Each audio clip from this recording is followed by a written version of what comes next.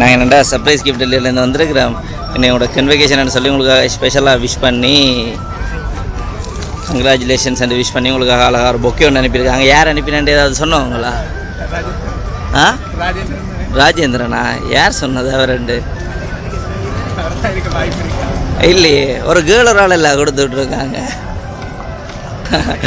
வாய்ப்பு இல்லைன்னு அதுக்கு. ஓகே, ஃபர்ஸ்ட் உங்களுக்காக இன்னொரு அழகான கேக் உண்டு.